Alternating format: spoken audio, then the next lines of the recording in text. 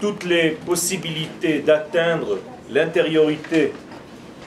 Donc on a traduit en fait la ville, la terre, tous les éléments terrestres par des données spirituelles, c'est-à-dire que pour pénétrer à l'intérieur du Saint des Saints, en réalité, il s'agit aussi de faire un certain travail sur soi pour accéder soi-même au Saint des Saints. Que le Saint des Saints n'est pas seulement un endroit géographique, c'est en même temps une idée, une force, une puissance qui se trouve dans mon être. Et lorsque j'arrive à m'élever moi-même, ma société, mon peuple, ma nation, au degré de ce degré physique, eh bien je l'atteins. C'est-à-dire que les gens se posent la question, quand est-ce que le troisième temple sera reconstruit? C'est très simple.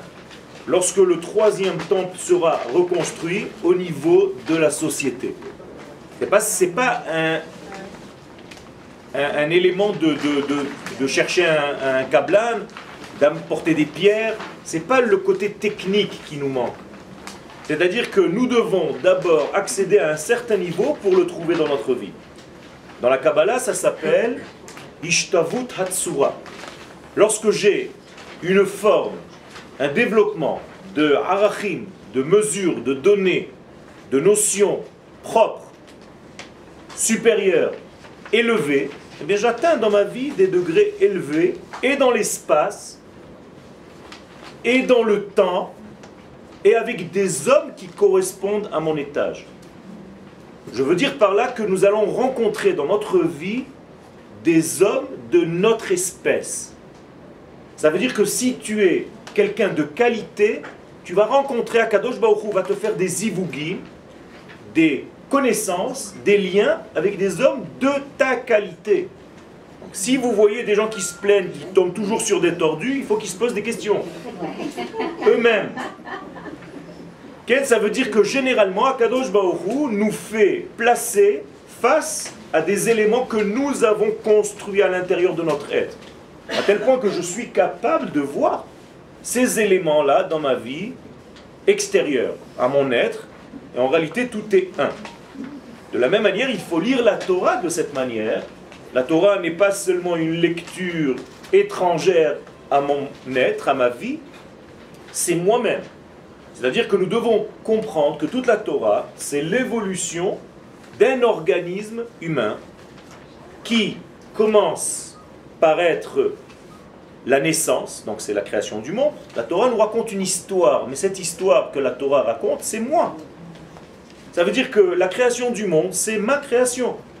Et lors de la création du monde, il y a un tohu-bohu. On ne sait pas trop où aller. Le bébé, lorsqu'il vient dans ce monde, il est un petit peu paumé, il n'a pas encore une direction. Donc Akadosh Baruch Hu le soigne, comme la maman soigne le bébé, petit à petit. Mais le bébé commence à faire quelques petites bêtises. Il commence un petit peu à se rebeller. Alors il s'appelle Nimrod. Et d'un autre côté, il a au côté un gentil, bien en lui, qui s'appelle Abraham. Et donc il s'agit de savoir qui va gagner qui va prédominer qui. Donc si je permets à mon Abraham, à l'intérieur de mon être, de prendre les rênes de mon histoire, ben c'est la même chose. Donc la Torah nous conseille, par une histoire, c'est une parabole, okay, qui correspond à ma vie. Quand je vais raconter une histoire à un enfant, je ne vais pas lui raconter son histoire à lui en utilisant son prénom à lui. Je vais lui raconter, il était une fois un petit garçon, et lui il comprend tout seul. Alors que le petit garçon, il n'existe que dans les forêts, très loin, il y a très longtemps, et dans un palais, il y avait un roi, il y avait un petit garçon. Immédiatement, le petit garçon s'identifie. Eh bien nous, c'est la même chose, nous sommes des petits garçons, des petits enfants, des petites filles. L'Akadosh Baruch Hu, il nous raconte une histoire, et nous, nous devons nous identifier à cette histoire. Si on sait le faire, c'est un exercice, eh bien toute la psychologie de la Torah, eh bien elle commence à faire partie de notre vie. Et même lorsque j'arrive à des parachiotes comme nous avions hier, okay, eh bien les Lévi'im qui sont responsables de l'accompagnement des enfants d'Israël entre l'Égypte et Jérusalem, Lévi veut dire accompagnateur, livouille, eh bien ce Lévi, il faut que je comprenne qu'il existe en moi. Dans chacun de nous, il y a ce Lévi. Et il est responsable de surveiller ce Lévi, les instruments du temple, de moi-même.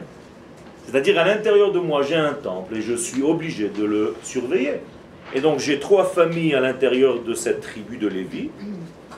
Et chaque famille a une fonction différente dans ce travail, et de protection, et d'élévation, et de porter, et de déplacer, et de se déplacer, et de marcher tout simplement pour jouer mon rôle d'homme. Ça veut dire que Lévi, c'est en réalité le peuple d'Israël, okay, qui en réalité est en marche de son histoire, dans son histoire, pour arriver à atteindre les degrés d'élaboration du plus haut degré qu'on puisse arriver, c'est-à-dire que le Lévi nous fait sortir d'Égypte, et durant tout le désert, il nous accompagne jusqu'à l'entrée en Eretz Israël. Et donc il y a Kehat, Gershon et Merari. Et il y a 3 manières de vivre. Kehat, c'est une des manières de vivre, c'est-à-dire avant que le mal ne m'atteigne, même pas dans ma pensée, je le repousse. Ve'ata akhe et shinav, comme on dit au Racha dans la Haggadah de Pesach. Gershon, il faut savoir aussi divorcer dans la vie, de certains degrés, Gerouché. Et Merari, il faut savoir et aussi vivre dans des moments d'amertume, comment on s'en sort. Donc Kehat, Gershon et Merari, ce n'est pas seulement de nom de famille de tribu de Lévi, sinon ça ne m'intéresse pas. La Torah parle de moi, elle me dit il y a 3 manières, et c'est la même chose, je peux transporter tout ça dans mon couple. C'est-à-dire dans mon couple, il y a 3 manières de vivre avec mon épouse ou avec mon époux. Il y a la manière, puisque nous sommes accompagnés dans notre vie pour aller atteindre notre Eretz Israël au niveau harmonique du couple. On est sorti d'Égypte, c'est-à-dire d'un élément où chacun était pour soi. C'est ce qu'on appelle les célibataires. Okay? C'est l'Égypte, donc chacun pour soi. Velora ish et achiv. Personne ne regarde son frère. Tu te maries, tu commences à sortir, tu reçois une certaine donnée, c'est la Torah en route, et ainsi de suite. Et donc, tu as plusieurs manières de vivre ce degré. Là aussi, ces 4 degrés, au niveau de Eretz Israël, je ne vais pas y revenir, nous sommes dans la phase du shiur d'aujourd'hui, c'est-à-dire Yesod Kol HaMitzvot Hu Eretz Israël. Nous avons donc développé, ça va être la suite donc de la fois dernière. Alors je suis désolé pour ceux qui n'étaient pas là, mais on va avancer. Là, vous pouvez prendre des feuilles, il y en a encore ici. Je répète juste que la fin du dernier cours traitait du fait que la lumière de la Chokhma, la lumière de la sagesse, pouvait arriver en fait à être développée chez l'homme grâce au fait de sortir, de s'éloigner, de repousser, d'identifier les vraies valeurs de ma vie et de les vivre et de mettre à côté les valeurs qui ne font pas partie de ma vie. Avec des mots simples, savoir où se trouve l'essentiel et où se trouve le futile dans ma vie. Donc, si je sais me concentrer sur l'essentiel dans ma vie, même les éléments futiles ne vont pas gâcher ma vie. Mais si je ne sais pas faire ce tri, mais chaque petit élément devient perturbateur parce que je n'ai pas une idée bien précise de ce que représente en fait mon essentiel. Et dans le couple, c'est pareil. Si l'essentiel est là, même s'il y a des petites choses autour qui ne vont pas, on peut toujours s'arranger parce que l'essentiel est là. Mais si tu oublies l'essentiel, tout le reste ne peut pas avancer. Donc c'est la même chose. La sagesse qui s'appelle la chokhma, et j'ai défini la dernière fois la chokhma comme étant la capacité à agir, c'est ça la chokhma juive. La chokhma, c'est pas de l'intellect, ça c'est 2000 ans d'exil qui nous ont massacré la santé mentale. On a l'impression que tout est intellectuel, alors que la vie, c'est pas seulement l'intellect. L'intellect, c'est une partie de la vie, mais pas toute la vie. Ça veut dire que l'intellect doit devenir en fait un aboutissement, une vie. Tant que la chokhma n'est pas vécue, ce n'est pas une chokhma. Et donc à Kadosh Baruch Hu, on le dit tous les soirs, Kulam bechokhma asita. Quand tu as une chokhma, c'est que tu fais. Eh bien nous apprenons d'Akadosh Baruch Hu lui-même, qui est l'acteur de sa propre sagesse, c'est-à-dire qu'il met en application sa sagesse, et c'est de là que je vois que c'est une vraie sagesse. Si j'ai une sagesse et je ne sais pas la mettre en action, elle n'est pas sagesse. Donc si je ne sais pas réfléchir et mettre en application ma réflexion, en réalité c'est une sagesse qui n'est pas fertile.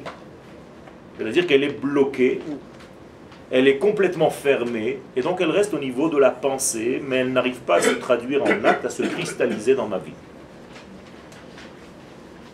Et donc nous commençons maintenant la deuxième partie. Le fondement, donc dit le Rav Harlap, le fondement de toutes les mitzvot, c'est Eretz Israël.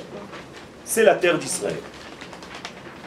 Qu'est-ce que ça veut dire que le fondement de toutes les mitzvot, Yesod, c'est-à-dire la base, la racine même, les fondations, c'est la terre d'Israël.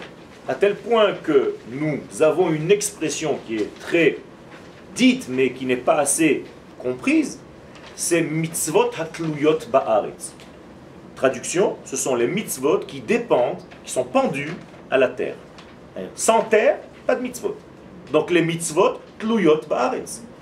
Autrement dit, en dehors de la terre d'Israël, okay, tu fais les mitzvot, mais ce n'est pas le même niveau parce qu'il n'y a pas la terre.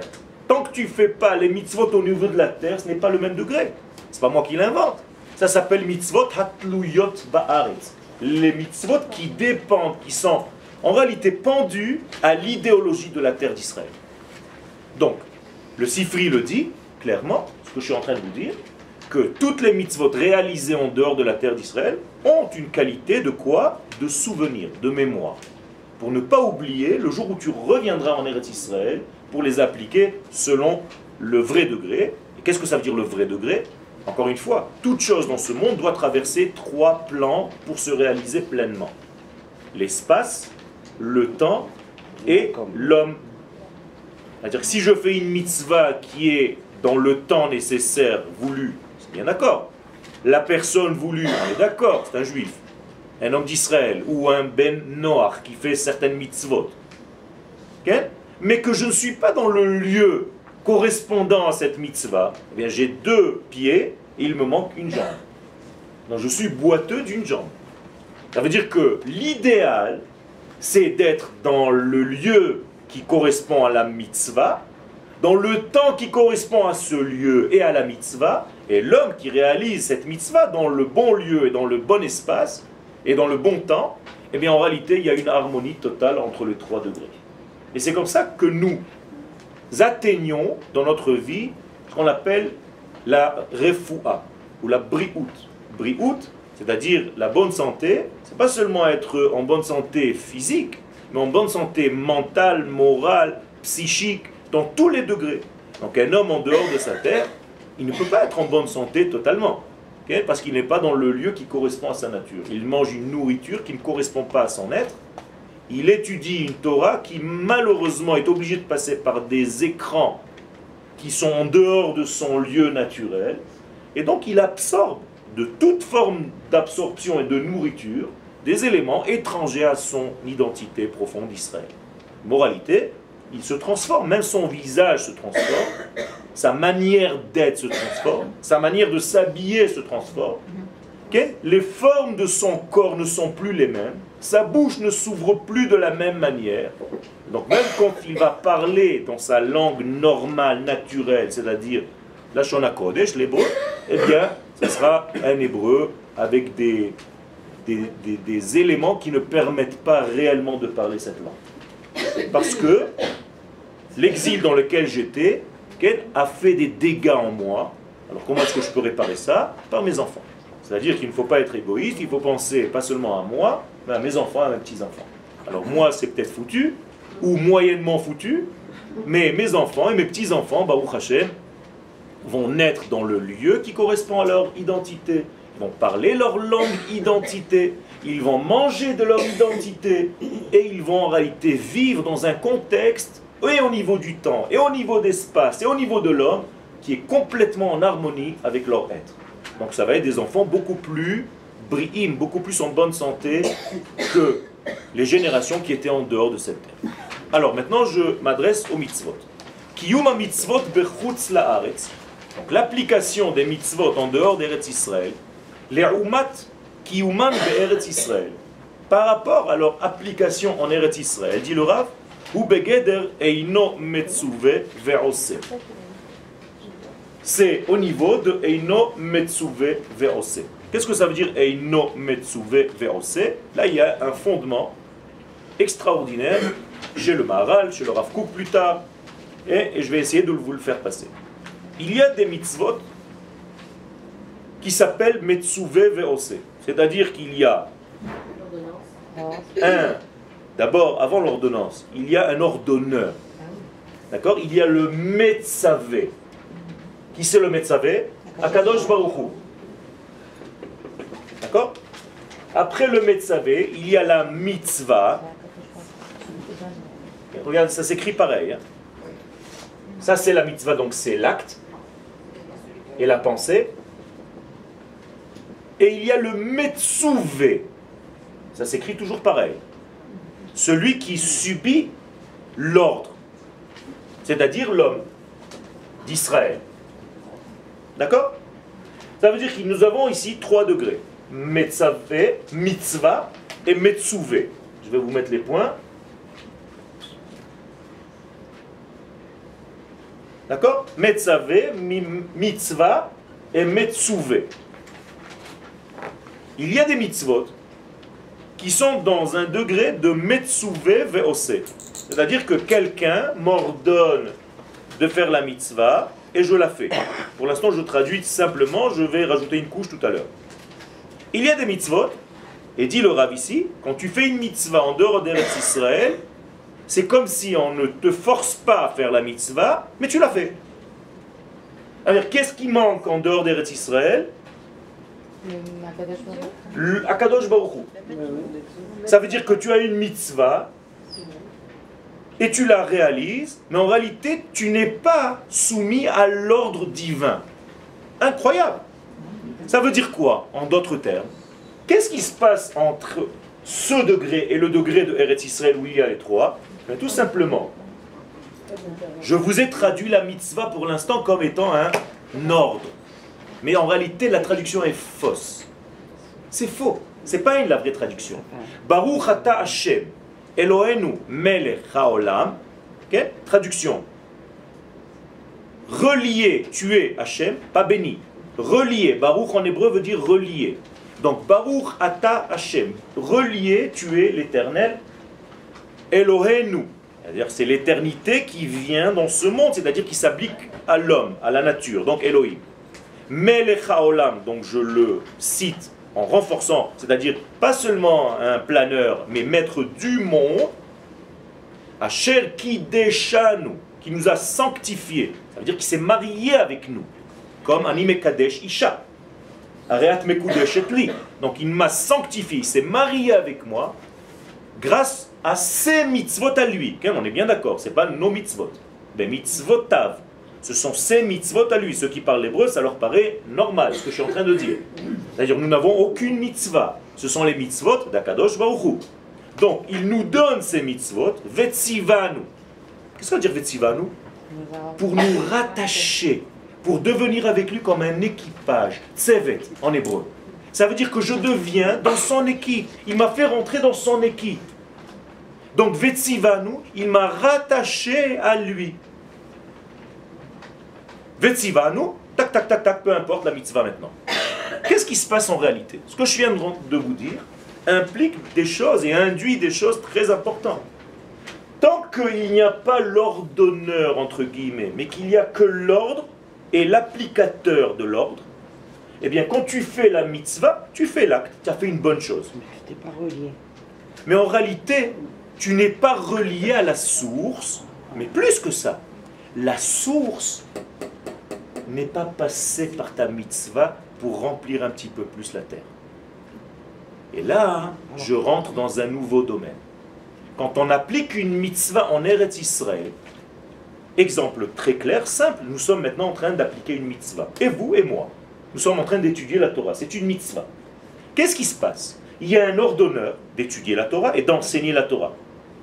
Il y a donc la mitzvah, c'est l'ordre lui-même, et il y a ceux qui subissent la mitzvah, c'est-à-dire nous. Eh bien, au moment où nous appliquons cette mitzvah, parce qu'elle a un metzavé, un ordonneur, eh bien l'ordonneur circule dans la mitzvah que je suis en train d'appliquer. Et donc, au même moment où nous sommes en train de parler, c'est comme s'il y avait plus de divin sur terre. Ça veut dire qu'il coule, Akadosh Baruch Hu descend, comme s'il y avait un flux. Et il nous traverse, et la mitzvah, et le metzouvé, l'homme qui l'applique, et donc il y a plus de divin sur terre. Après, plus qu'avant. Et donc, et non metzouvé veose, ce qui enlève cette partie, eh bien en réalité il n'y a pas de lien, c'est-à-dire il y a un bon acte, il a fait une bonne action. C'est vrai, c'est une bonne action, c'est compté comme une bonne action. Mais il manque l'essentiel, c'est-à-dire la circulation du divin à l'intérieur de cet acte. Et ça, c'est une nouveauté extraordinaire. Il faut comprendre que quand vous appliquez une mitzvah, vous ne faites pas une bonne action. Mitzvah n'est pas bonne action. Mitzvah, ça veut dire plus de Akadosh Baruch Hu sur terre. Je suis en train de faire descendre encore des kilos et des centaines de kilos d'énergie divine sur terre. Qu'est-ce qui se passe après, puisqu'il y a plus de divin sur terre? Eh bien, les choses changent. C'est-à-dire, après ce chiour, nous on s'en va à la maison. Mais au niveau de la planète, les choses sont en train de changer parce que j'ai fait venir encore 2, 3, 10 kilos spirituels, peu importe. C'est juste pour vous faire comprendre la chose. Eh bien, les valeurs vont pénétrer chez les gens. C'est comme si Dieu circulait maintenant dans les rues, un petit peu plus qu'avant le chiour. Et donc, il va rentrer dans des gens qui se baladent, dans des maisons. Et des gens vont avoir de meilleures pensées. Quelqu'un qui était en train de frapper ses enfants, il va se dire, tiens, peut-être c'est pas la bonne guicha, c'est pas la bonne manière, peut-être qu'il faut que je change de manière. Quelqu'un qui était en train de vouloir faire du mal, quelque chose le rentre en lui, il ne sait pas ce que c'est.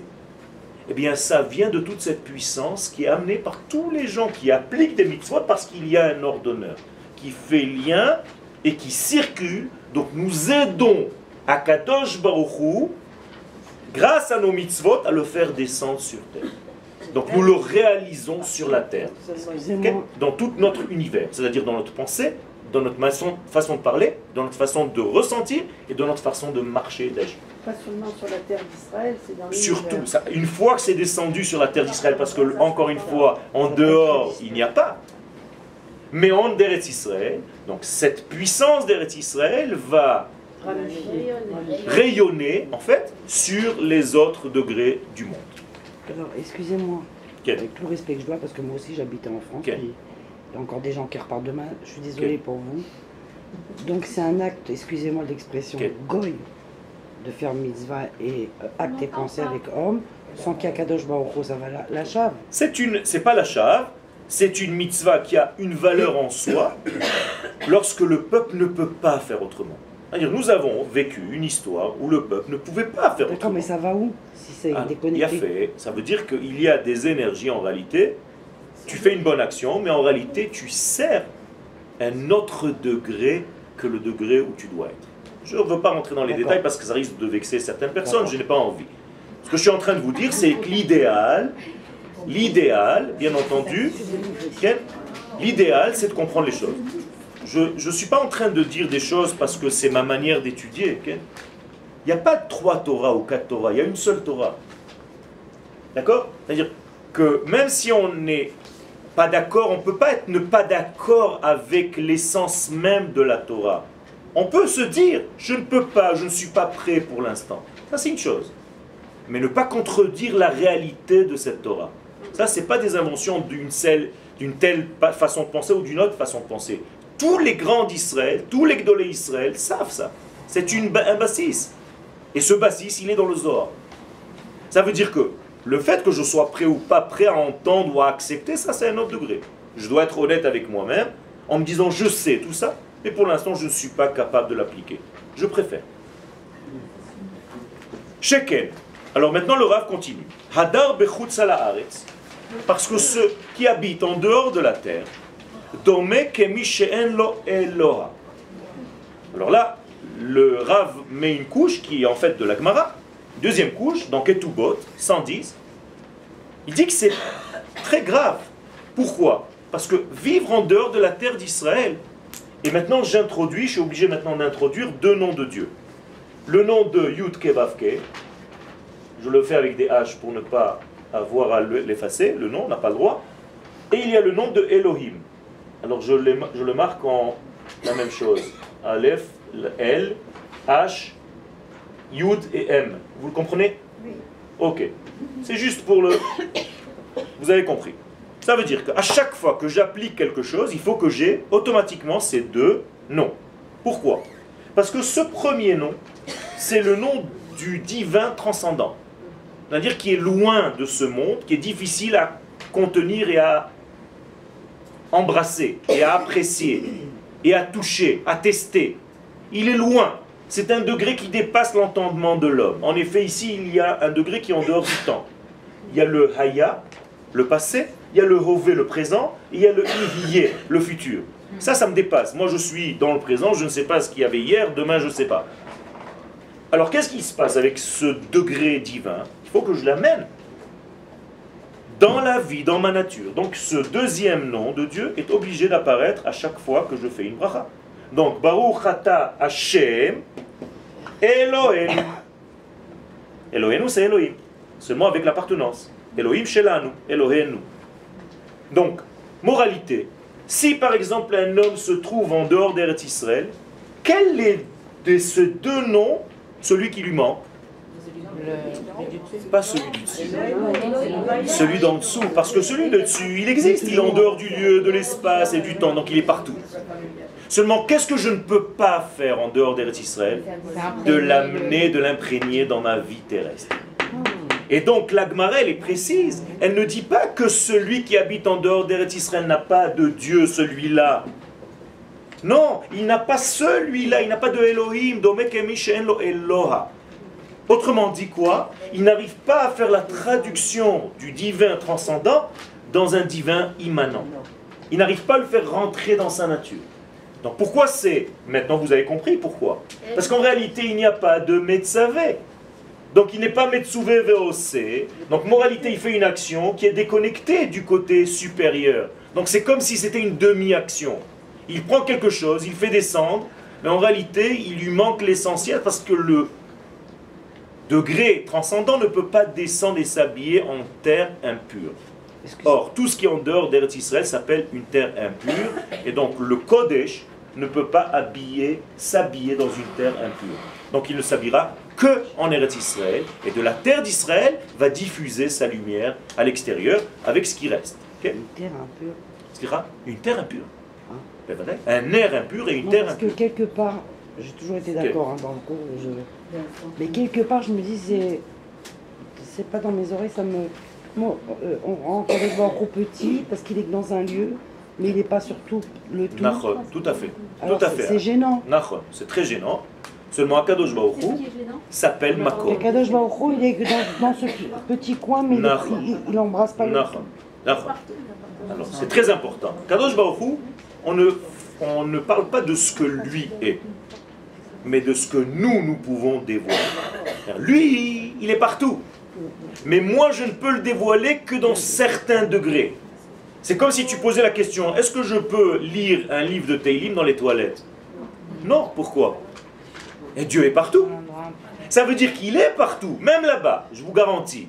Mais toi, tu n'as pas le droit, dans certains degrés, de dévoiler parce qu'il ne peut pas sortir de ce trou-là. Il est obligé de passer par un orifice qui s'appelle la terre d'Israël. Ce que je vous dis, c'est un verset. Hashem Elohecha ba. C'est-à-dire les yeux du divin se trouvent en terre d'Israël, à l'intérieur de cette terre, et c'est de là qu'il sort. Donc je ne fais pas attention à ce que lui, il peut tout.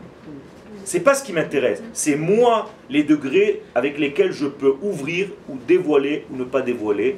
Là, j'ai des degrés qui correspondent à l'homme dans des parties bien précises de la terre, dans des temps bien précis. Parce que ta question, elle peut se poser aussi sur le temps. Pourquoi Shabbat est plus important que les autres jours? Si c'est comme ça, Dieu il est dans tous les temps. Mais c'est la même chose. Le temps du Shabbat est un orifice spécial par lequel le divin passe plus. Mais il faut accepter qu'au niveau terrestre, il existe aussi des lieux sur terre où l'orifice est beaucoup plus adéquat pour dévoiler le divin. C'est vrai? Alors, quel? Dire que si je fais une mitzvah en Eretz Israël, ça veut dire que j'invite Akadosh Baruch Hu à être Betzavta Iti. Non, c'est lui qui t'invite à être Betzavta Ito. Oui, mais c'est pas ton tsevet à toi, c'est son tsevet à lui, attention. Toi, tu rentres dans son équipage. C'est pas lui qui rentre dans ton équipage. Toi, tu n'as pas d'équipage. Encore une fois, Asher Kideshanu Bemitzvot, Tav. C'est son équipage. Ça veut dire que je fais partie de son équipage. Mais je travaille avec lui. Ce qu'on appelle dans le langage du Rav Kook, l'if'ol im el. Ça veut dire travailler avec Akadosh Baruch Hu et entre guillemets, l'aider à descendre, à se dévoiler, parce que c'est ça sa volonté. Et que moi je sois le canal. Elle demande si en fait, Akadosh Baruch Hu, alors si je fais une mitzvah, par exemple à Yerushalayim, ça peut être plus que si je la fais à Haïfa. Plus je suis dans le centre, la preuve c'est que nous avons un Beth Amikdash. Et que ce que je peux faire dans le Beth Amikdash, je ne peux pas le faire. C'est pas la même chose. C'est pas la même chose. C'est okay. Alors quand il ne peut pas, quand le peuple d'Israël est en galoute, en réalité, il y a un problème. Il y a un problème, c'est une maladie. C'est un degré de passage obligatoire parce que nous avons perdu quelque chose. Il faut se rappeler pourquoi nous étions en exil. L'exil, c'est pas un idéal. L'exil, c'est une punition parce que nous n'arrivions plus à vivre en tant que collectif Israël. On n'arrivait plus à s'aimer. Et donc, Akadosh Baruch Hu nous a mis en position pour qu'on retrouve l'amour entre nous. Au moment où ça commence à se guérir, d'où je sais, eh bien, Akadosh Baruch Hu me ramène tout simplement. Au moment où les gens reviennent en Eretz Israël, ça veut dire qu'on est en train de guérir de cette maladie qui nous a jetés dehors. Donc c'est un tikkun. C'est un tikkun, bevadai. L'exil n'est pas un but en soi, c'est un moyen pour réparer des degrés que nous avons failli dans notre histoire. C'est tout. Auxquels nous n'avons pas su prendre les éléments qui correspondaient. Et donc Akadosh Baruch Hu nous les reprend pour les languir, pour pouvoir les réaccéder avec beaucoup plus de mérite, beaucoup plus de vouloir, beaucoup plus de désir. C'est comme la nida. La femme est nida une fois par mois, okay, avant un certain âge, ou un âge certain. Okay. Eh bien, c'est la même chose. Pourquoi l'homme n'a pas le droit de s'approcher de cette femme? Eh bien, justement, il y a des temps et des espaces qui ne sont pas les mêmes. Et alors la femme, elle peut lui dire la même chose. Tu m'aimes plus alors? Non, ça n'a aucun rapport. Ça n'a aucun rapport avec le degré du haut. Ça n'a d'accord avec le dévoilement. Maintenant, je ne peux pas dévoiler ta lumière et tu ne peux pas dévoiler la mienne. Il y a un degré qui est comme ça. Pourquoi? Parce que nous avons amené la mort dans ce monde. Pourquoi nous avons amené la mort dans ce monde? Parce que le premier homme a fauté. Mais s'il n'y avait pas ce degré-là, au moment où tu donnes la vie, tu n'as plus de sang. Le sang s'est transformé en lait. Qu'est-ce qui se passe chez la femme enceinte? Le sang des règles est devenu du lait. C'est-à-dire qu'elle va donner à boire de son lait, qui est en réalité le sang de ses règles, qui s'est transformé en lait. Et donc ça veut dire que la mort s'est transformée en vie, donc elle ne peut plus boire de sang. Donc si tu restes enceinte toute ta vie, vous savez que les femmes d'avant n'allaient pas au mikvé, elles allaient au mikvé une fois tous les... Pourquoi? Parce qu'elles étaient tout le temps ou enceintes, ou en train d'allaiter, donc à chaque fois elles ne voyaient pas les règles. Il n'y a pas de règles. Après ton accouchement, c'est le seul moment où tu vois du sang. Donc elle attendait 1 mois, 2 mois, j'en sais rien combien, jusqu'au moment où le sang s'arrêtait, même pas. Parce que du temps de la Torah, c'était 8 jours pour un garçon, et 16 jours pour une fille. 7 jours et 14 jours, pardon. Donc le reste, c'était même du sang, mais du sang qui était tahor, du sang pur, ce qu'on appelle dam Torah. Aujourd'hui, on ne sait plus faire la différence entre un sang pur et un sang impur. Donc on interdit tous les sangs, parce qu'on ne sait plus faire la différence. Mais une fois que ce sang étant terminé, elle allait au mikvé, et elle commençait à nourrir son enfant jusqu'à l'âge de 2 ans, des fois 3 ans. Et donc elle ne voyait pas de sang. Après, elle retombait enceinte, et après elle accouchait. Donc elle faisait maximum un mikvé tous les 3-4 ans. Vous comprenez? Ça veut dire que s'il n'y avait pas ce degré-là, eh bien c'est la même chose. Tous les degrés changent dans notre vie. C'est pour ça qu'il y a des fêtes. C'est pour ça qu'il y a des moments plus élevés que d'autres. C'est pour ça qu'il y a des lieux. Pourquoi je ne peux pas construire le Beth Amikdash à New York? Parce que c'est ici. C'est Akadosh Baruch Hu qui l'a choisi. Il y a un degré dans la planète par laquelle il a créé le monde. Et c'est le degré du lien qui embrasse, et j'utilise les termes de la Gemara, où le ciel et la terre s'embrassent. Le ciel et la terre s'embrassent au Harabait. Okay? Au mont du Temple. Okay? C'est une volonté divine. Donc je peux dire qu'Akadosh Baruch Hu il est partout, je ne l'ai pas réduit comme tu as dit, c'est vrai. Mais au moment de son dévoilement, tout dévoilement passe par un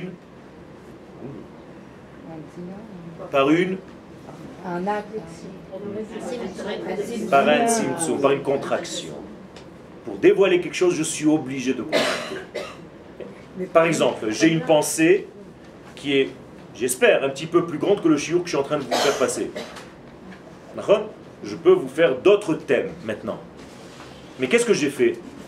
J'ai contracté toute ma pensée pour ce soir donner ce cours avec ces mots-là. C'est pour ça qu'une femme elle a des contractions. Okay?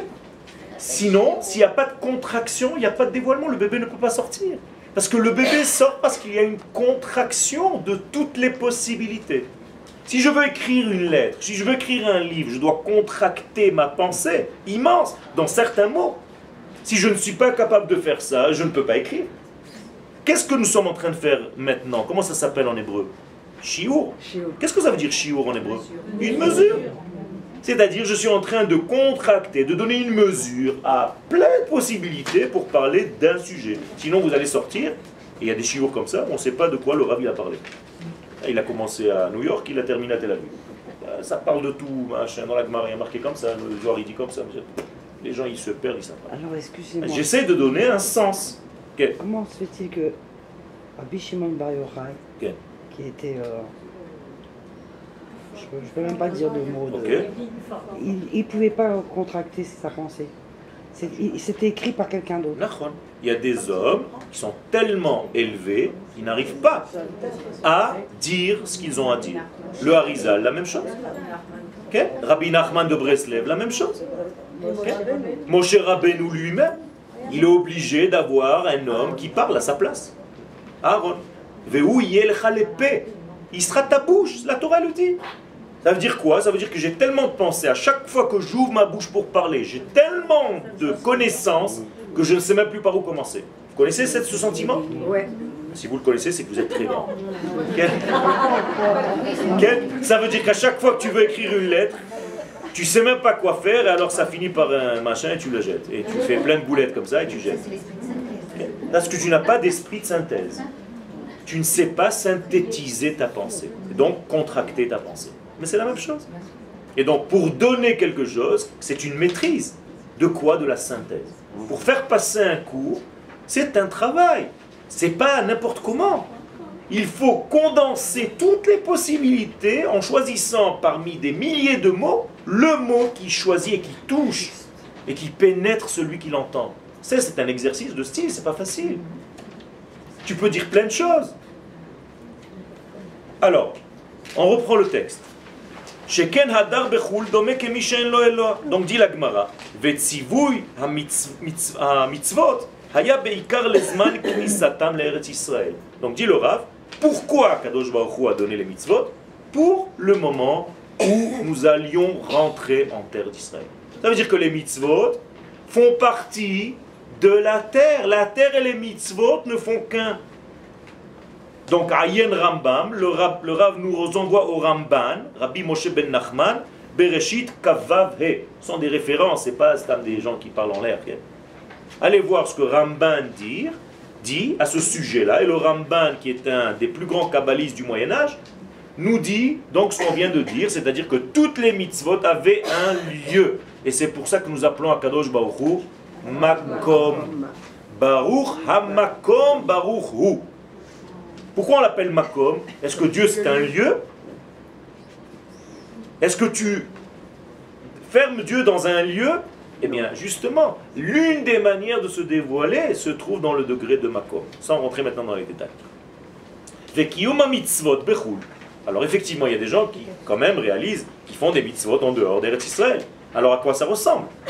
Alors, kiyuma mitzvot bechul, hu kedei sheksheyachzeru la'aretz, dit le Rav.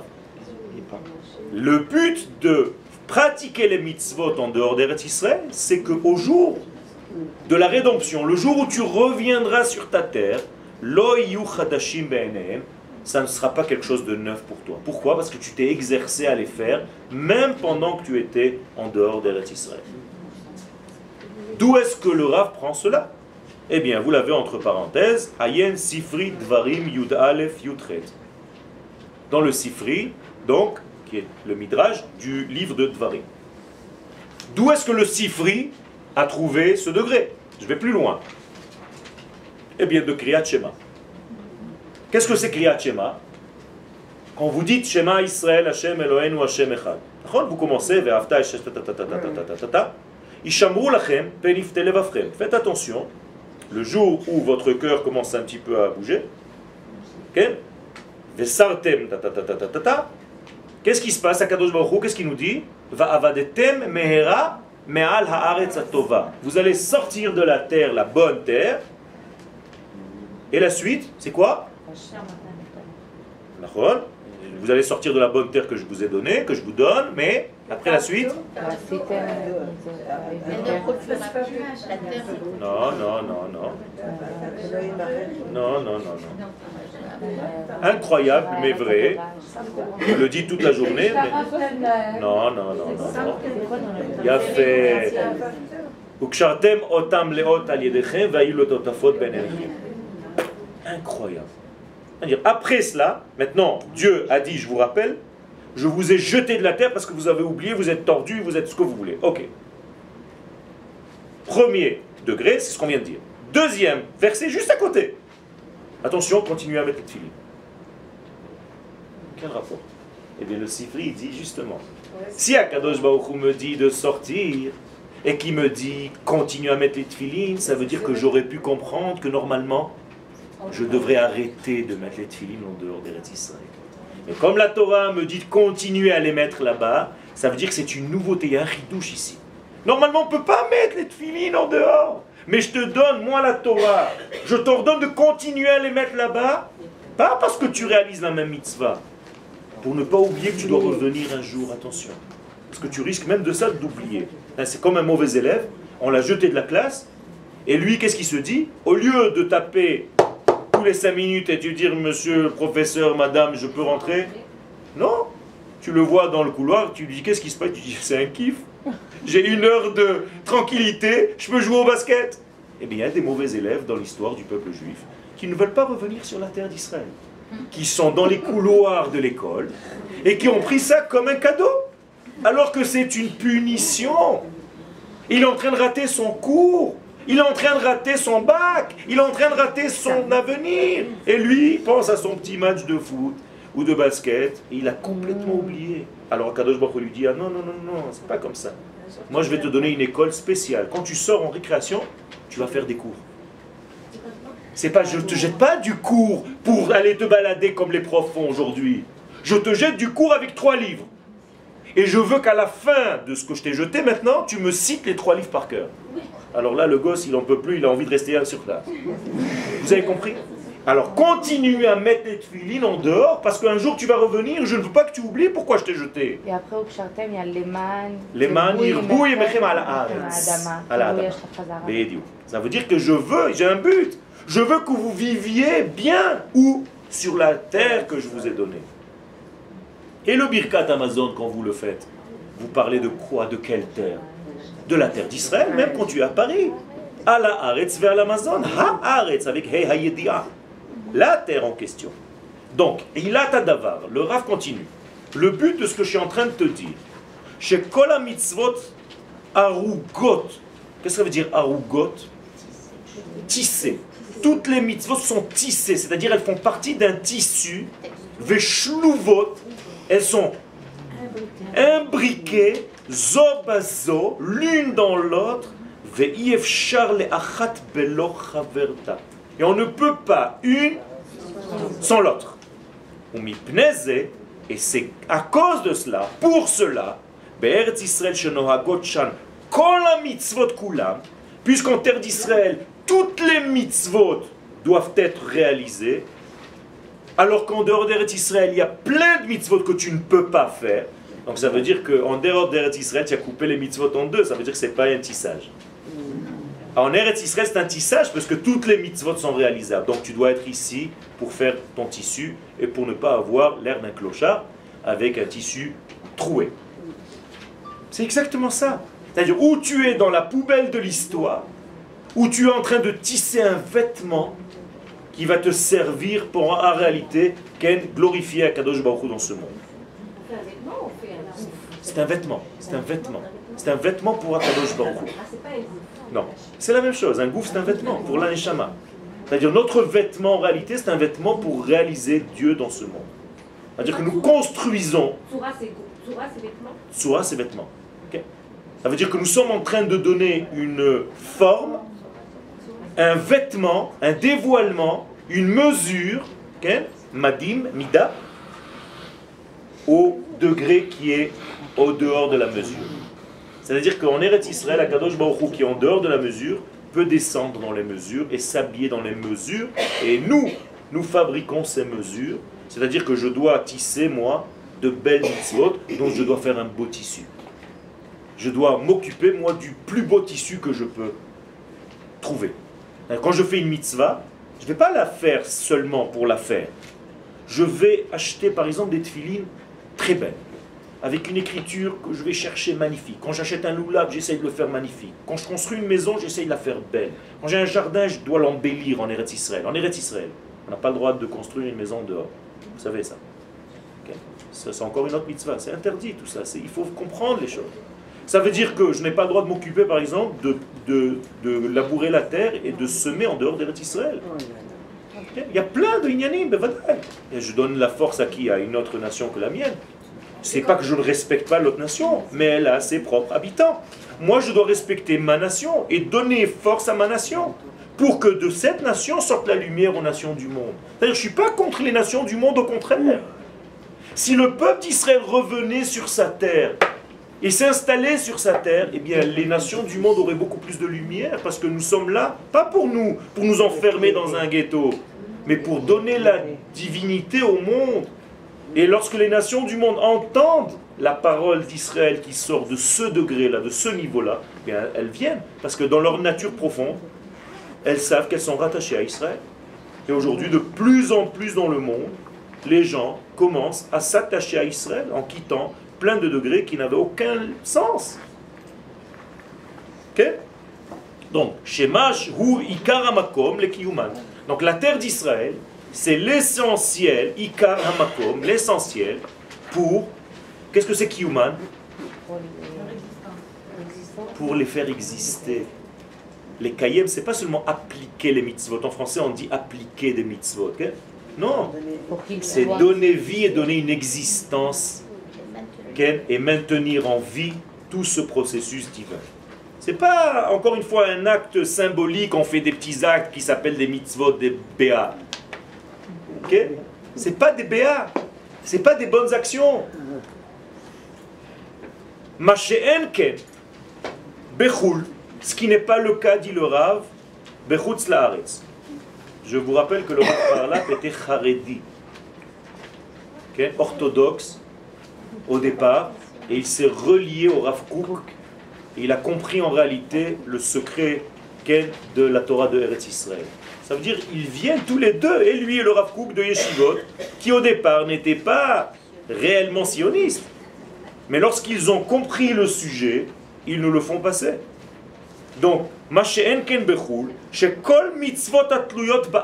donc en dehors d'Eretz Israël, déjà, toutes les mitzvot qui sont relatives à la terre, on ne peut pas les faire. Par exemple, la Shemitah, par exemple, le Yovel, par exemple, tous les degrés de plein de choses. Je ne peux pas. Je ne peux rien faire. Donc qu'est-ce qui se passe là-bas? Eh bien, ça veut dire que tu as coupé ton tissu en morceaux. Donc en dehors d'Eretz Israël, il manque le Metsuve. Et non Metsuve. Il manque le Metsavé. Donc tu n'es pas Metsuve aussi. Ça veut dire que tu fais l'action, mais il manque en réalité la circulation divine dans cette action pour remplir le monde. Okay. Si tant que le temple n'est pas construit, alors c'est aussi... Non, non, c'est pas le même degré. Je comprends où tu veux en venir. C'est une théorie un petit peu qui essaie de dire que tant que le temple n'existe pas, alors on est encore en exil. C'est faux. L'exil et la rédemption ne se font pas. Noir, jour, noir, jour. On n'est pas chez les visiteurs. Okay? Ça veut dire que pour passer du noir à la lumière, il faut passer graduellement. Le soleil ne se lève pas d'un seul coup. Il fait nuit, d'un coup il fait jour. Non. Tout doucement, ça s'appelle Ayelet HaShachar. Et la Géoula ressemble à ça, dit la Gemara dans le traité de Brachot à la première page. Okay? Ça veut dire quoi au premier Pérec? Pardon. Ça veut dire quoi? Ça veut dire tout simplement que lorsqu'on passe de la torpeur de la galoute à la grande lumière de la Géoula, il y a un processus. Donc dans ce processus, on ne peut pas dire qu'aujourd'hui je suis comme j'étais il y a 60 ans. C'est mentir aux gens. C'est faux. C'est faux. Arrêtez. Aujourd'hui, nous sommes déjà dans un processus de Géoula qui a bien commencé. Il ne faut pas être ingrat et dire à Kadosh Baruch Hu ou à ses semblables. Non. Aujourd'hui, on est en exil. Tu sais pourquoi? Il n'y a pas de Beth Amikdash. Et quand il y aura Beth Amikdash et qu'on aura encore des guerres avec des ennemis, parce que ça continue, c'est pas tout de suite que ça s'arrête. Les mêmes gens vont dire quoi? Non, c'est pas encore la Géoula, parce qu'il y a encore des guerres. Le Beth Amikdash, il manque encore un ascenseur. C'est toujours pareil. C'est-à-dire les gens qui ne veulent pas accepter que nous soyons déjà dans une Géoula vont toujours chercher des points noirs pour dire qu'on n'est pas dans la Géoula. Et c'est faux. Nous sommes dans la Géoula, mais elle n'est pas complète. Ça oui, ça j'accepte. Nous sommes dans la Géoula, mais elle n'est pas terminée. Ça oui. C'est pour ça qu'il y a une différence entre Atchalta de Géoula, le début de la Géoula, Géoula et Gmar à Géoula, Gmar Atikun. Okay. Je crois qu'il faut quand même d'abord que tous les Juifs rentrent en Israël et seulement après on doit construire le Beth Amikdash. Non, non, non, non, non. Malheureusement, c'est notre, je suis d'accord avec vous, c'est notre volonté, c'est notre désir, c'est notre tfila. Mais il peut y avoir... Nachon, ça veut dire quoi? Ça veut dire tout simplement que l'histoire va se faire avec ceux qui sont là. Et on invite nos frères à rejoindre ce processus de l'histoire. Mais malgré cela, pendant qu'il y a le deuxième temple et le premier temple, il y avait des Juifs en dehors d'Eretz Israël. Il y a fait. Mais il y avait un temple et les Juifs étaient encore dehors. C'est pas la même chose, Nachon. Eh bien, tu as raison. Mais aujourd'hui, nous sommes en train de revenir sur notre terre. Et il se peut que certains ne veulent pas jouer ce rôle. Ne veulent pas faire partie de cette histoire. Qu'est-ce qu'on peut faire? Ils vont vouloir. Il y a des gens qui ne sont même pas sortis d'Égypte, 80%, et l'histoire a continué. Qu'est-ce que vous voulez que je vous dise? Nous, on prie pour que tout le monde rejoigne ce degré-là. Mais il y a des gens pour qui le monde intérieur et individuel, parce que c'est de cela qu'il s'agit, je vais un petit peu faire mal, c'est en réalité notre égoïsme privé qui nous empêche de monter. Parce que là-bas, je gagne du fric, c'est tout. Il faut être clair. C'est pas moi qui le dis, c'est le Kuzari. Le Kuzari disent là-bas, tu as la vie plus facile, donc c'est plus facile. Ici, on explose dans les autobus et c'est plus difficile de gagner sa vie. Excusez-moi, parce que là, on a eu un dilemme pendant Shabbat et j'ai failli me lever de table de Kiddush que je ne pouvais plus entendre. Je ne veux plus entendre parler de facilité en France. Non, mais c'est ce que les gens pensent. Même ceux qui gagnaient facilement, aujourd'hui, se plaignent. Vous savez, moi je connais des gens, ils ont des magasins depuis 30 ans et toutes les années ils me disent c'est moins que l'année dernière. Mais ils sont toujours là-bas, blindés, grâce à Dieu. Ça veut dire quoi? Ça veut dire que c'est une tendance juive comme ça, de dire oh là là, tu sais, c'était, oh là là, cette saison, oh, j'ai rien fait. C'est-à-dire au lieu de 20 millions, il a gagné 19. Je m'en fiche de ça, c'est pas ça. Je répète, moi, je ne suis pas en train d'inventer des choses. Moi, je répète ce que les sages nous ont dit. Le Kuzari, à la fin de son livre, il nous dit ça. Il nous dit, pourquoi tu ne montes pas en Israël? Il lui répond. Il lui répond parce qu'en Israël, il y a des guerres, c'est dangereux, je n'ai pas envie de mourir à la guerre. Et des gens, ils le disent. J'ai pas envie que mes enfants fassent l'armée, j'ai pas envie que mes enfants rentrent là-dedans, j'ai pas envie que mes enfants rentrent dans cette histoire. C'est difficile. À Paris, je suis tranquille, mon seul souci, c'est dans quel restaurant on va manger ce soir. Okay, c'est tout. Peut-être qu'aujourd'hui, ça change un petit peu. Ça change un petit peu. Alors ça change, l'époque est en train de changer, c'est vrai, certes. Mais, encore une fois, c'est penser à soi et pas à ses enfants et pas à ses petits-enfants. C'est-à-dire, tu penses à ta propre vie aujourd'hui, tu penses à toi. Okay, je l'ai dit à des gens qui étaient là-bas dans des séminaires, vous êtes égoïstes. Vous pensez à vous et vous oubliez votre descendance. Parce que vous allez vieillir en France, vous avez déjà la connaissance, la mentalité. Mais quand les enfants vont grandir, ils vont comprendre que ce n'est pas leur identité. Il va falloir encore tout recommencer à zéro, les pauvres. Alors que si toi, à la limite, tu te brûles, mais pour le bonheur de tes enfants, alors là, ça veut dire que tu es un homme et une femme. J'ai compris, c'est pas pour moi. Alors moi, je vais avoir des difficultés, c'est pas grave. Mais je vais faire en sorte que mes enfants naissent ici. Qu'ils commencent à apprendre l'hébreu dès la naissance. Ils n'auront plus de problème, ni ulpa, ni zdaras, ni rien. Directement, ils sont dans l'ambiance déjà. Vous connaissez l'histoire de celui qui pendant des années a grimpé pour arriver à la plus haute montagne. Et il sait des exercices et des machins, tout ce que vous voulez. Et à un moment donné, il monte des kilomètres et des kilomètres. Il arrive au sommet de la montagne avec des tempêtes de neige et tout. Il est mort, crevé et tout. Il plante son drapeau. Il s'évanouit comme ça. Au bout d'un quart d'heure d'évanouissement, il entend des bruits. Il se lève, il voit plein d'enfants courir. Alors, plein d'enfants courir là-bas. Alors il dit à son copain, c'est quoi ce truc-là? Moi, toute ma vie, rien que pour arriver ici, je plante un drapeau, ceux-là, ils sont nés ici. Voilà la différence. Ceux-là, ils sont nés ici. Et donc, et donc la mitzvah, c'est pour toutes les mitzvot, pas pour une partie. Je ne suis pas en train de couper les mitzvot comme un tissu que je suis en train de découper. C'est pour ça que Moshe Rabbeinu voulait rentrer en Eretz Israël. Et il a prié 515 prières. Alors ça me fait rire quand des gens ils me disent « Mais Moshe, il n'est pas rentré ». Bien sûr qu'il n'est pas rentré, le pauvre. Tu sais ce qu'il a pleuré pour rentrer? 515 tfilotes. Et une tfila de Moshe, je vous garantis, c'est pas notre petite tfila à nous. Une tfila de Moshe, ça déchire les cieux. Et Moshe de lui-même, il dit à ses voisins « Votre Dieu, pas le mien ». Il dit le Zohar, comment il peut leur dire votre Dieu, pas le mien? Parce qu'il n'a pas de Elohim. Comme ça dit le Zohar. Donc Moshe dit Hashem Elohechem, lo Elohenu. Et le Zohar pose la question, comment Moshe il s'est sorti de Elohenu? Il dit c'est votre Dieu, pas le mien. Il dit oui, parce que Ani domé ke Mishéen lo Eloah. Moshe il connaît la Gemara, même avant qu'elle soit écrite. Ça veut dire Moshe il s'est retranché lui-même, comme s'il n'avait pas de Dieu.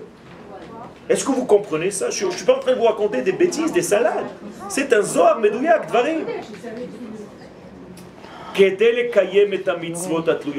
Ça veut dire que Moshe Rabbeinu, il s'est considéré à la fin de sa vie comme s'il n'avait pas de Dieu. Moshe Rabbeinu! Et il s'exprime dans la Torah. Dans la Torah, dommage que je n'ai pas un livre ici. Hashem Elohechem, Otsi etchem. C'est le Hashem Elohenu, Otsi otanu. Non. Tu as dit tout à l'heure la différence entre Hachem et Elohim. Donc il n'a pas. Hachem, Yeshlo. Yeshlo Hachem et Elohim. Donc Yiyu mitkaimot kol mitzvot begeder metzuve veose. Donc en venant en Eretz Israël, je ne suis pas un applicateur de mitzvot. Je suis un canal de diffusion divine dans ce monde. C'est-à-dire qu'il y a un ordonneur, il y a un ordre et il y a un ordonné. Et tout ça, ça donne une grande lumière dans ce monde. Ça veut dire qu'il y a un écoulement naturel d'Akadosh Baruch Hu à travers la mitzvah que je suis en train d'appliquer. Ce que je suis en train de vous dire, il faut le vivre, mesdames et messieurs. Si vous ne le vivez pas dans votre vécu maintenant, vous êtes en train d'étudier la Torah, c'est ça la pensée que vous devez avoir pendant cette mitzvah. Ce chidouche que je vous donne, je l'ai appris de mon maître, le Rav Zuckerman. Si tu es en train de faire une mitzvah, pense à ça. Pense que maintenant Dieu est en train de circuler dans ton être. Et qu'il y a plus de divin. Et ceux qui s'ouvrent plus à cette pensée, ça circule plus chez eux. Comme un entonnoir. Ça va là où Dieu trouve un élément correspondant. Donc si je veux vraiment, que c'est ça mon but, Akadosh Baruch Hu ne refuse pas, il te dit, oui mon fils, je passe par toi, il n'y a pas de problème. Ouvre-toi, je passe.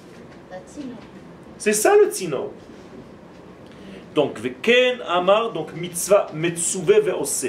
Donc, qu'est-ce que nous sommes en réalité, nous? Comment on est appelé? Ose retsono. Qu'est-ce que ça veut dire Ose retsono? Je veux une traduction réelle. Faire sa volonté. Qu'est-ce que ça veut dire nous faisons sa volonté? Nous sommes les faiseurs de sa volonté. Qu'est-ce que ça veut dire? Ça ressemble à quoi? Dans un être humain, toi, où est ton faiseur de ta volonté? Qui c'est? C'est ma neshama qui fait passer à mon corps, qui fait ça veut dire passer tout à ce que mes tu actes. fais, exactement.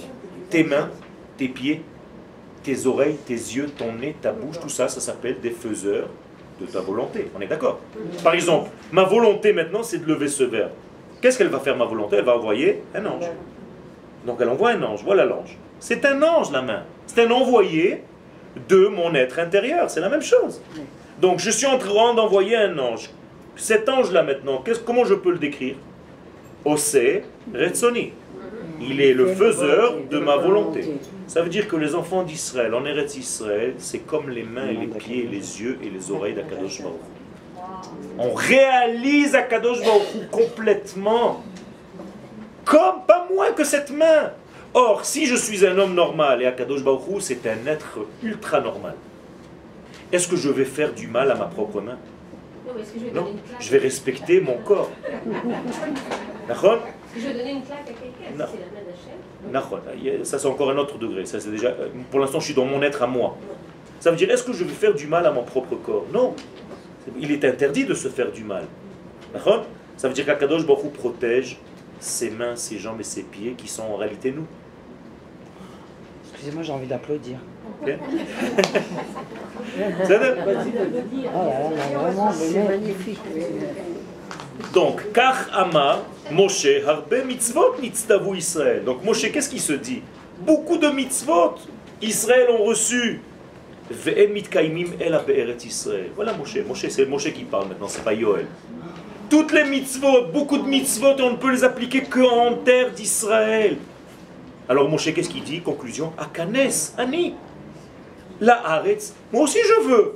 Pourquoi je suis retiré de cette bracha, de ce cadeau? Je veux rentrer. Regardez-moi aujourd'hui des gens qui, comme idéal, restent dehors, alors que Moshe pleurait, mourait pour entrer. Mais comment vous pouvez faire ça? Je ne comprends pas. Et en plus, on vous fait croire que vous avez raison. C'est terrible. Des maîtres qui vous disent le contraire. Il y a un maître plus grand que Moshe Rabbeinu. Ça n'existe pas. Akanes ani la'aretz kedesh yitkaimu kulam al yadi. Je veux, moi, participer à cette histoire à Kadosh Baruch Hu. Je veux devenir ta main. Je veux devenir ton œil. Je veux devenir ton pied. Je veux devenir ton oreille. Ce que je suis en train de vous dire, ce n'est pas des inventions. Il est écrit dans le verset Ki ayn be'ayn yir'u beshuv Hashem Tzion. Qu'est-ce que ça veut dire Ki ayn be'ayn? Ça veut dire qu'au moment où mon œil sera rivé, mis au niveau de l'œil divin, alors je vais le voir quand il revient à Tzion. Sinon, tout ce qui va se passer, je vais dire, mais il n'y a pas de Géoula, il n'y a rien. Yom HaAtzmaut, c'est du bidon, c'est une invention humaine. Pourquoi? Parce que tes yeux ne sont pas au degré du yeux du divin. Le Rav Kook nous dit que chez Yu Einecha, Begova Ha'ain Ha'elohit, quand tu vas élever tes yeux à l'étage du Dieu, de l'œil de Dieu, tu verras les choses avec une correspondance. Et donc tu verras l'histoire avec un autre œil, avec le vrai œil, et pas l'œil tordu dans lequel tu es en train d'évoluer maintenant en croyant que c'est l'œil de la vérité. Ça c'est ce qu'on appelle le Aïn Hara, alors que le Aïn Tova, c'est Eretz Israël, ça s'appelle Aïn Tova. Donc qu'est-ce que c'est le mauvais œil? C'est pas être jaloux de l'autre. Mauvais œil, c'est toujours voir le mal partout. Toujours voir ce qui manque partout. Jamais croire que nous sommes dans un processus. Non, il manque ça, il manque ça, il manque ça. Ça s'appelle Aïnara. Des gens comme ça, il faut les éviter. Le Zohar, il dit qu'il faut éviter des gens comme ça parce qu'ils te collent. Donc il y a tout sur cette terre, il manque rien. Voilà. Oui. Moi, je il faut vois juste voir les choses. C'est ce qui a été dans... Oui, mais il y a quand même des gens qui ne sont pas Non, bien. mais je vous en prie. Il y en a qui sont bloqués avec le RMI. C'est énorme.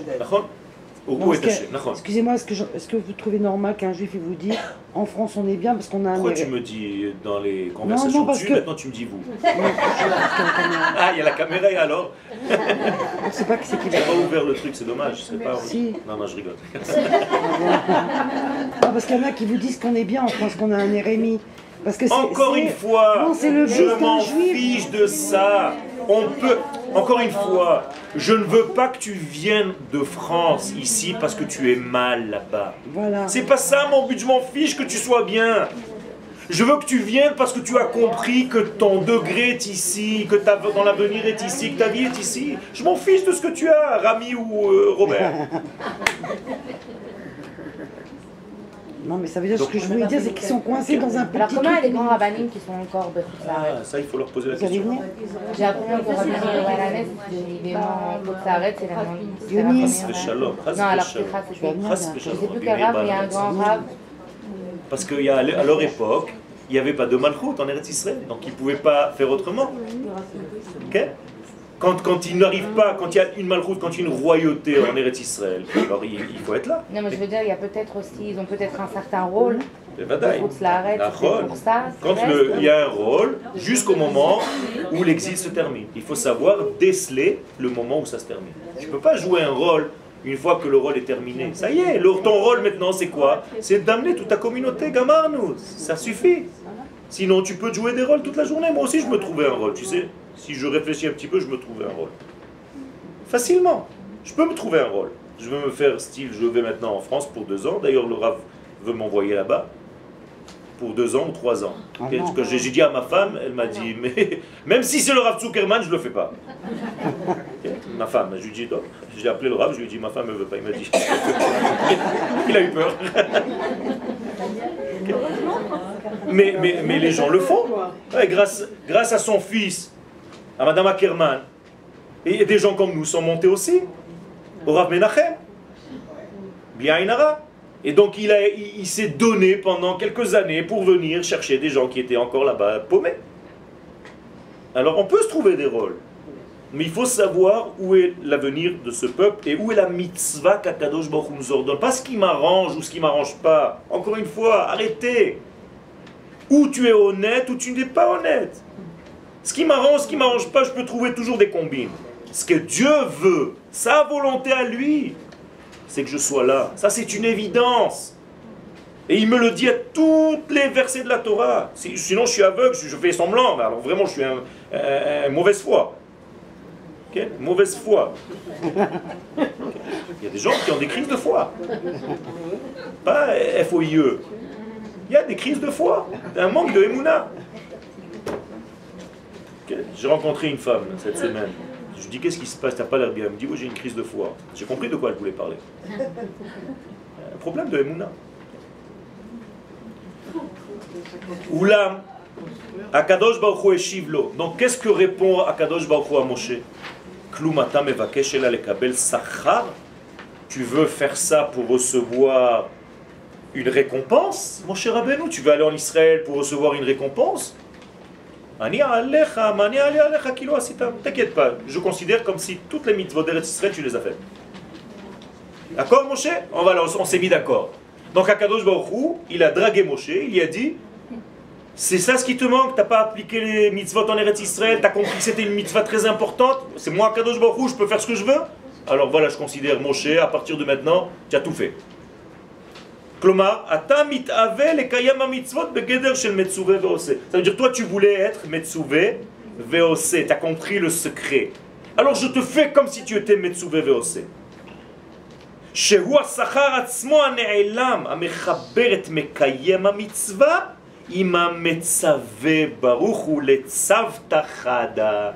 Voilà ce qu'on vient de dire depuis tout à l'heure. Voilà le cours, tout le cours il est dans ces mots-là. Moshe, tu viens de comprendre, lui dit Akadosh Baruch Hu, que lorsque tu fais une mitzvah et qu'il y a un ordonneur de la mitzvah est celui qui l'applique, tu as compris ce que dans le cours de Yoel, on t'a raconté. Et donc tu as compris qu'en réalité, tout ce degré, il est en train de circuler. Alors moi, Akadosh Baruch Hu, je vais faire en sorte de te rentrer dans mon équipage, Tzavta, tu vas devenir avec moi dans mon équipe, je considère dans mon degré infini, dans ma bonté infinie, je te fais ce cadeau. Voilà. J'ai vu que tu étais tellement dans l'envie de faire ça, que là où était ton esprit, ton corps, ta cervelle, ta volonté, eh bien, c'est comme si tu l'as fait. Je considère, ça y est, c'est marqué dans mon livre, tu l'as fait. Tu sais quoi? Je vais te monter au niveau de la terre d'Israël. Tu sais pourquoi, mon cher? Parce que tu voulais. Si tu étais là-bas et tu me joues des tours et tu me dis non, il y a une mitzvah, je vais m'arranger, mon rabbin il m'a dit, j'ai une boucherie cachée, je peux me débrouiller ici, machin, toutes tes embrouilles, je t'aurais dit, arrête de m'embrouiller, c'est moi l'Éternel. Mais comme je vois que tu voulais vraiment appliquer cette mitzvah, mais il était impossible parce que moi je t'ai empêché, alors je considère que tout a été fait par toi. Et donc toi tu es devenu le degré d'Eretz Israël. Et là où tu te trouveras, Sham hu Eretz Israël. Toi, tu deviens comme Eretz Israël en forme humaine.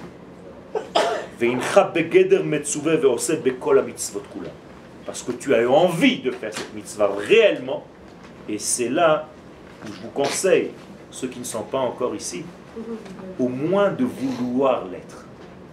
C'est-à-dire réellement, de dire à Kadosh Baruch Hu, je veux être sur cette terre, je ne peux pas. Pas en une embrouille cachée, vrai. Et plus que ça, pas seulement qui ne sont pas là, même nous qui sommes là.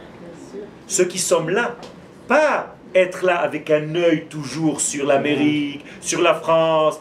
Ah, j'ai envie un petit moment à Paris, quel kiff. Attention, ça aussi, est-ce que j'aime cette terre réellement? Et ça, personne ne peut se tromper, personne ne peut mentir. Tu peux mentir à tout le monde, sauf à la lumière. Et donc, si tu es réellement conscient de ta plénitude, de ta chance, et de dire à Kadosh Baruch Hu, de parler quand tu roules en voiture et que tu vois, de dire à Kadosh Baruch Hu, merci, je ne sais pas ce que j'ai fait pour que tu me fasses amener ici, mais je te remercie.